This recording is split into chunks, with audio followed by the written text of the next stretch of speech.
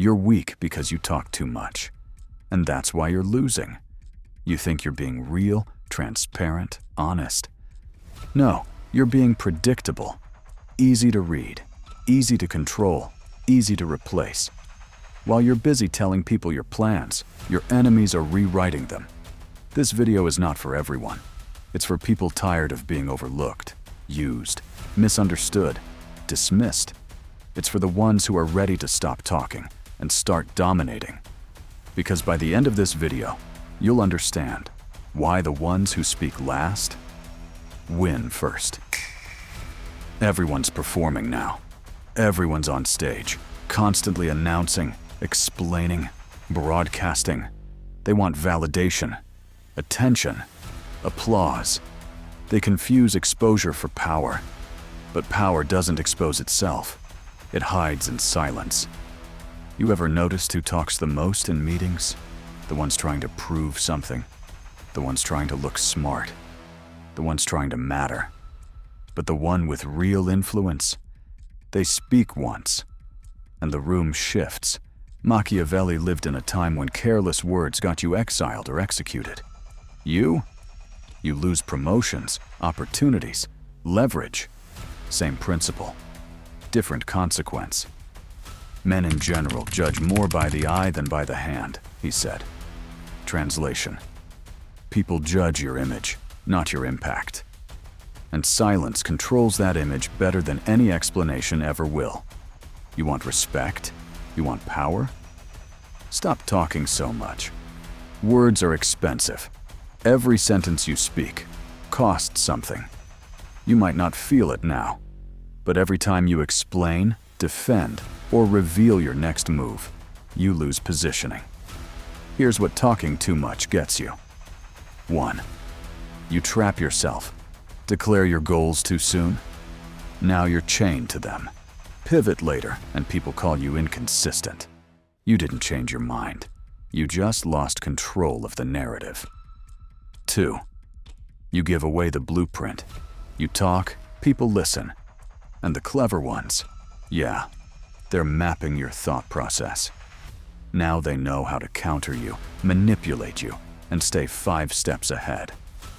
3. You make yourself ordinary. When you reveal everything, your goals, fears, regrets, you become understandable. And what's understandable is controllable, predictable, replaceable. Mystery isn't an aesthetic, it's a weapon. You can't command respect when you're fully decoded. You can't win if everyone knows how you think. Silence isn't the absence of words. It's a deliberate choice, a psychological maneuver. Machiavelli didn't say, "Speak less to sound cool." He said it because silence creates power in ways noise never can.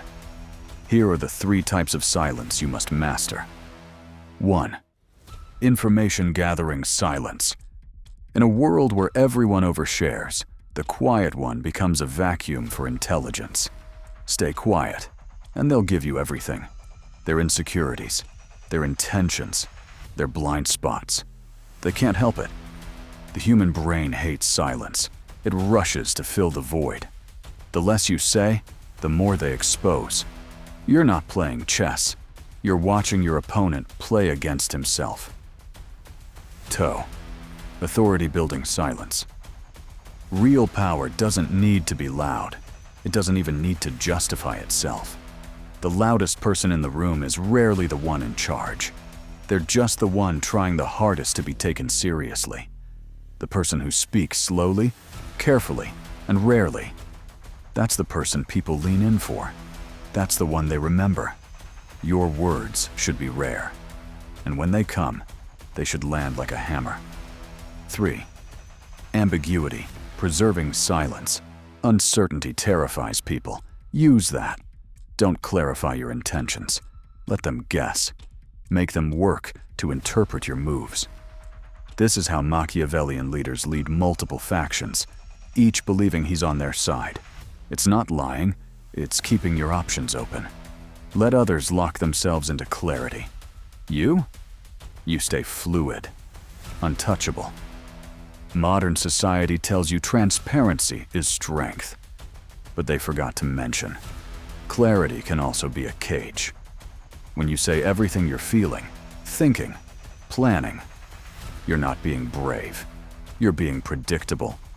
You're being pre-defeated. The promise given was a necessity of the past.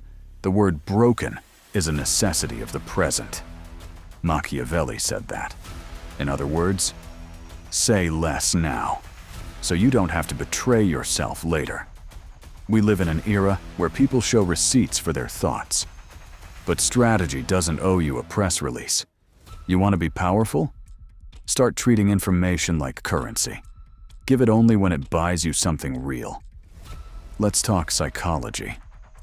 Why does silence hit harder than speech? Because silence doesn't give you a clear threat to react to. So your brain starts imagining one. When someone stays quiet in a conflict, they force the other person to fill in the blanks. The silence becomes projective. People assume the worst, and that fear gives you control. This is why interrogation experts use silence. It breaks people faster than shouting ever could. In conversation, the quiet one becomes the one you respect, the one you fear, the one you want approval from. Not because they asked for it, but because they didn't.